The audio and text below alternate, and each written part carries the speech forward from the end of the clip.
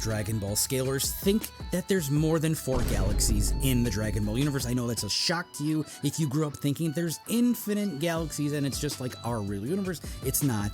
The author, Akira Toriyama, had dementia and a brain tumor. He had memory problems, so he made the universe very, very small so he can remember all of the locations easier. The guidebook, which is the Japanese Daizenshu that came out in the mid-90s, told us that there's only 4 galaxies in the entire Dragon Ball universe. How do we know that? Well, it's stated 3 times in the guidebook, and the author confirms twice that he made this map for us twice, 2 times, just to make sure it's right. And in the bottom left corner, it shows you and tells you that there's only 4 galaxies. Objection!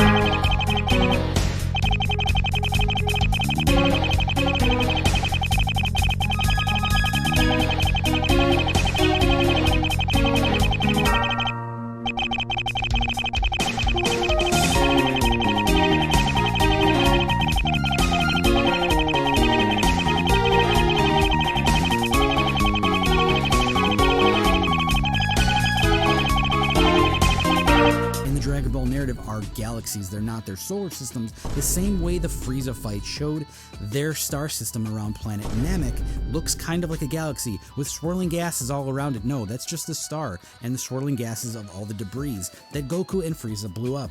And some scalers like to use this snapshot of the Resurrection F Frieza moment where they're looking at this galaxy apparently, but it's not a galaxy, it's a solar system, because 5 seconds earlier in the clip you can see them all standing around this display and they're looking at the solar system of the Earth. And then from the exterior shot of the spaceship, they're showing you what they're seeing on the inside of the ship on the display. It's just the solar system, it's not the galaxy. Please don't ever tell me that the Dragon Ball universe is not super condensed, because it is, and you can see Frieza flying through space in his spaceship, looking through the viewport, seeing tons and tons of stars all closely packed together. Clearly, the entire universe is very, very densely packed. And you can see this double and triple confirmed when Lemo is piloting through space and you see tons and tons of little tiny stars passing by and in front of the viewport windows. It's very, very condensed as a universe. Hold it!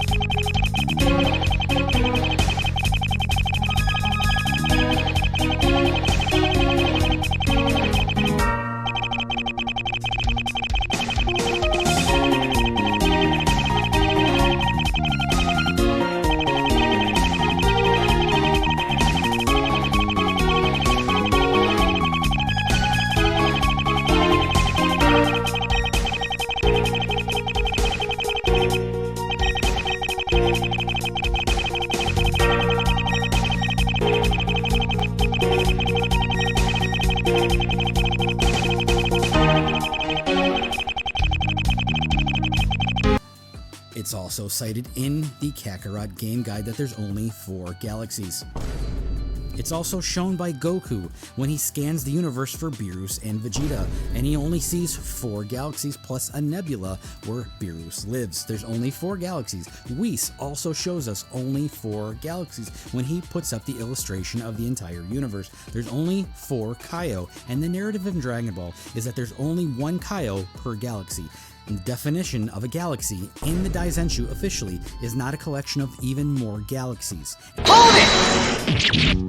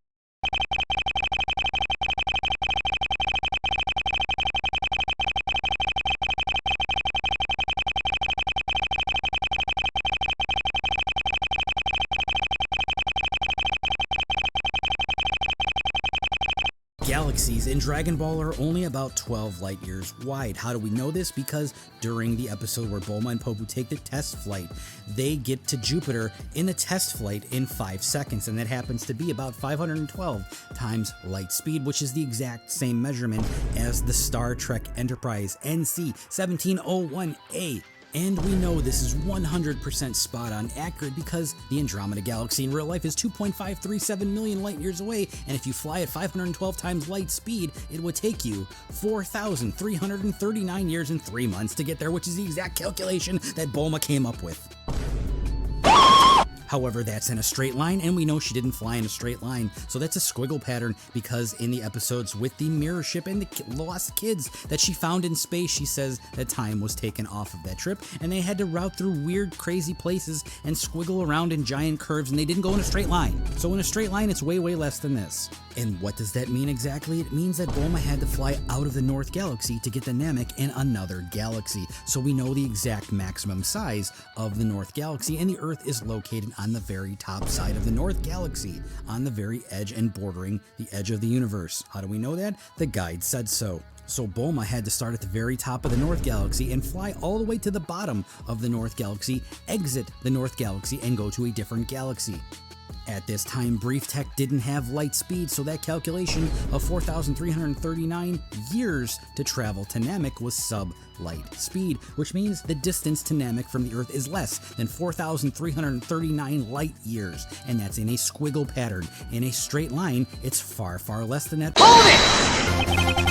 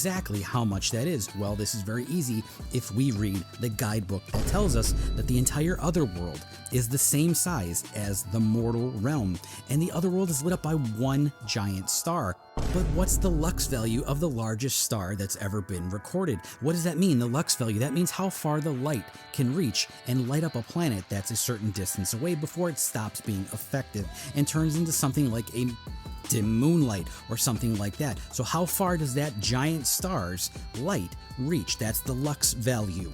So the lux value of the biggest star ever recorded just happens to be roughly 12 light years wide. Which means if you place 4 galaxies that are 12 light years wide all around the center of this star, it will light up all 4 galaxies in the Dragon Ball narrative. These numbers fit perfectly. It's not a coincidence. It was written that way. So the Dragon Ball universe is very, very small. Hold it!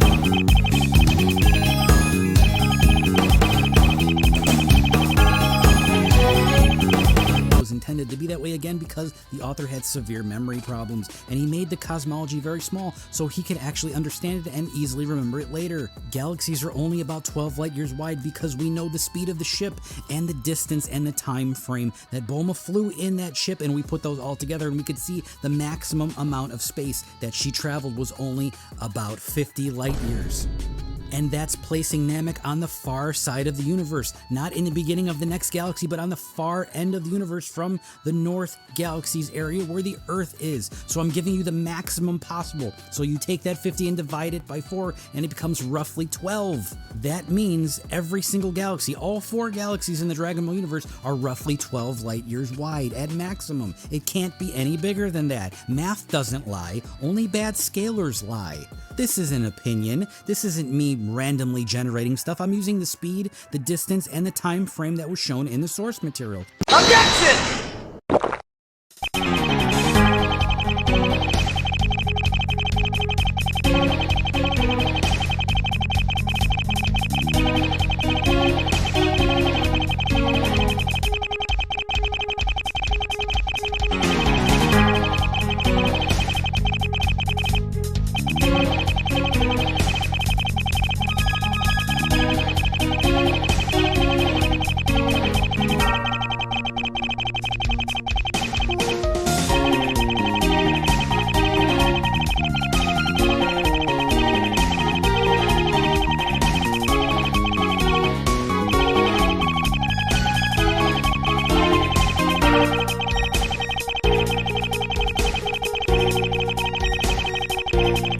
There aren't countless civilizations in the Dragon Ball universe. Right now, in the current era, there's only 28 worlds with complex life on it, according to the Supreme Kai. So when you hear other people say that there's countless infinite galaxies, that's not true. There's only 28 worlds in the entire universe that have complex life on it. That's in the source material. Objection!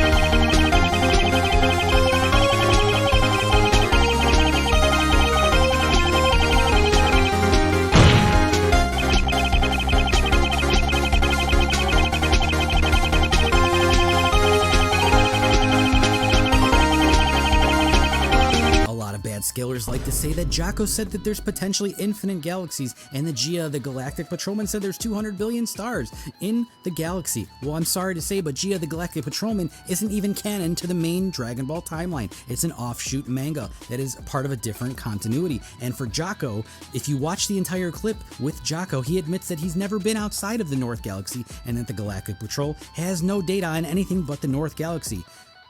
It's pretty amazing to me that in 2026, people still haven't watched the anime. Jocko was lying to Bulma. He just shot a space monument on his day off, and he didn't want to get caught by his boss and get in trouble and fired. So he went to Bulma's house to hide. And while he was there, he was making this big thing about helping Bulma, and he didn't want to help Bulma and go back out into space and get caught by his boss. So he made up this lie that there's unbelievable amounts of galaxies. What you're trying to do is just impossible, so just give up. Don't even try. Don't even try to go out there.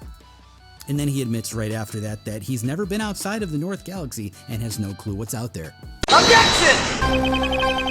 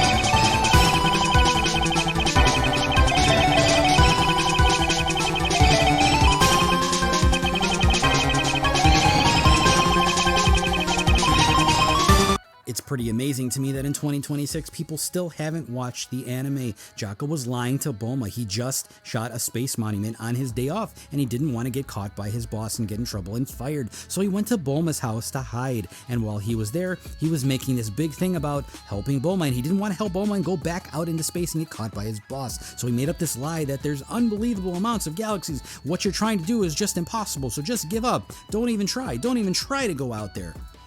And then he admits right after that he's never been outside of the North Galaxy and has no clue what's out there. Objection!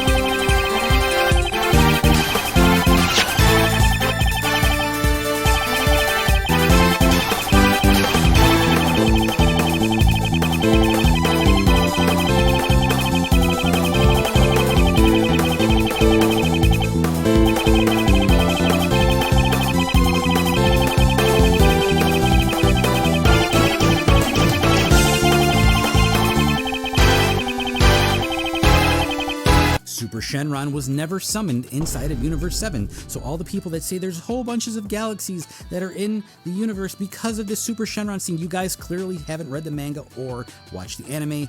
Super Shenron gets summoned in the neutral space between the universes, outside of all of the universes, and the sparkles that pop out of his body turn into the planets and all the galaxies, and this giant extending scene of him is entirely metaphoric because he doesn't squish back down in the end scene. And the end scene, you can see he's about 230 Super Dragon Balls wide. The entire scene of him extending is metaphoric and illustration for the reader and the watcher to understand that he's magnificent and he's so big, and this giant planet right behind him vanishes literally one frame later. Nothing actually happened in this scene because the final panel of Super Shenron fully extended is only about 230 Dragon Balls wide, not galaxies wide. And we know this is accurate because in the very last scene of the tournament we can see Super Shenron flying through the neutral space, trailing galaxies and magic sparkles behind him in a complete black void of nothing. And if you want even more evidence, just go play the Kakarot game where they show you that these magic sparkles pop out of his body and then create all the galaxies around him, and then when he's going away, they go back into his body and disappear.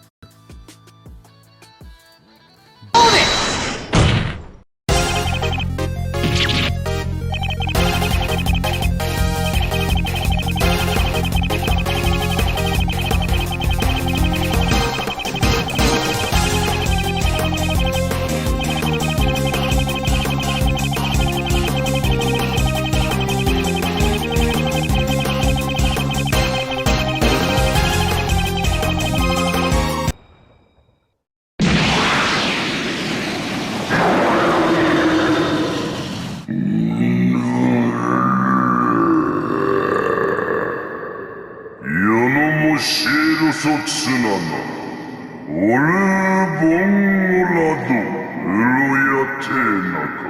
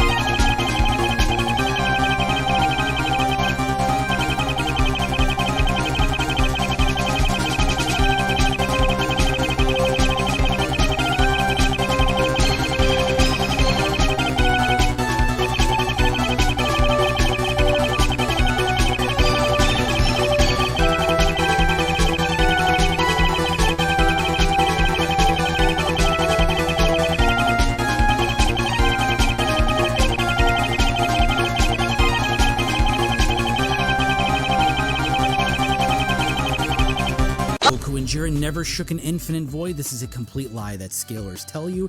The Grand Priest made this world of void while standing on the original area of the first tournament. That's where the location is, inside of the neutral space, and you can see him create it in his hand, and it grows in size. And then Toppo, in the anime, blows off the exterior cloud layer and reveals that they're in the same location that they were originally for the first preliminary tournament. It's in the neutral space. There's no such thing as shaking an infinite void if they blow off the cloud layer. And by the way, it was Roshi and Android 18 who said they were shaking infinity, which is total bogus nonsense. They have no clue what they're talking about, don't understand anything cosmic, and we're just speculating and exaggerating. Objection!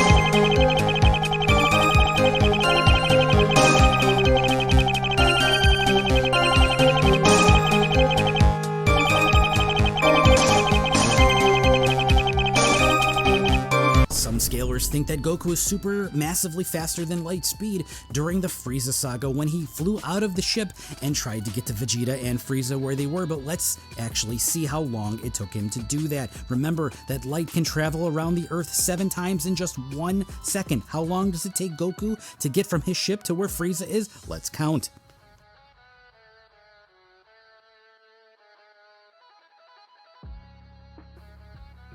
It took Goku a full 29 seconds to get to their location, and it's just a fraction of the circumference of Namek and not completely around it. Not even close to light speed.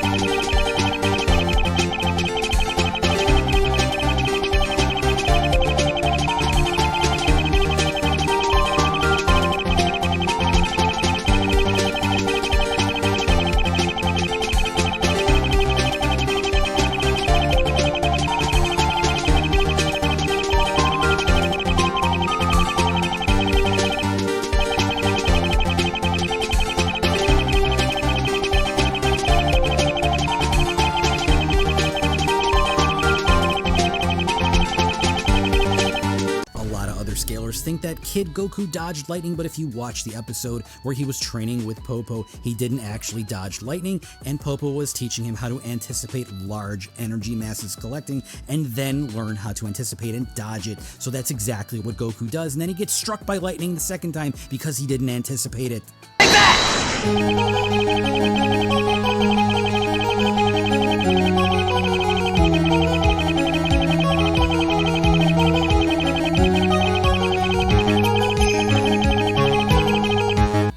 Furthermore, they say he dodged lasers early on, but these aren't lasers when he's fighting Commander Black.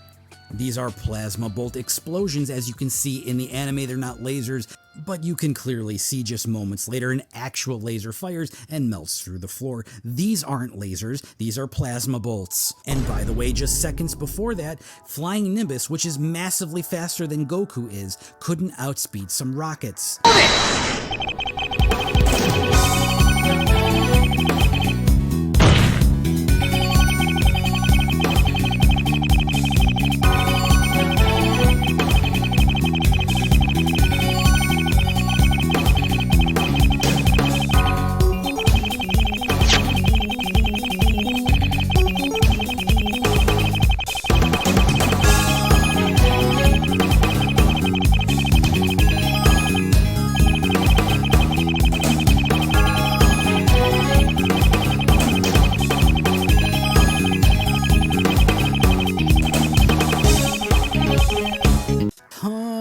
scalars use this quadrants argument. The universes are split into quadrants. Therefore, there's infinite galaxies. That's an incoherent argument that doesn't make any sense because they don't know what the word quadrant means. Quadrant means to split something into fourths. 1/4 of the universe is one quadrant. So if you have a sphere or a circle and you cut it into 4 equal pieces, each piece is one quadrant, okay? So since there's 4 galaxies, each galaxy is one quadrant and one section of the entire universe. It's stated in the guidebook. It's stated by Akira Toriyama, and he drew a guide map for you, and you're still ignoring it.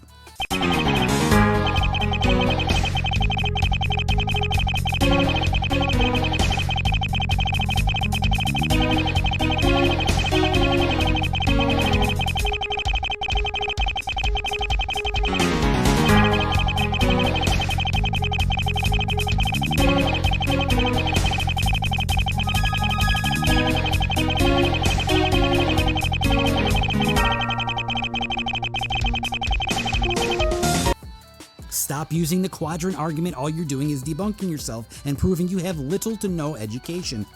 Some fans also mistranslate the original guidebook entry where it says the administration units are the galaxies, but that's not true. The Kaios are the administrators of the galaxies. The galaxies don't oversee themselves. They're not sentient, okay? There's no such thing as an astronomical unit called a galaxy in Japanese. That doesn't exist. There's no unit of measurement called 4 galaxies all put together, or multiple galaxies inside of a galaxy. That context doesn't exist for any astronomical unit or anything like that in the Japanese language. That's just a stupid thing that other scalars want to trick you with and don't want you to go look into. The Kaios are the administrators of the universe, literally.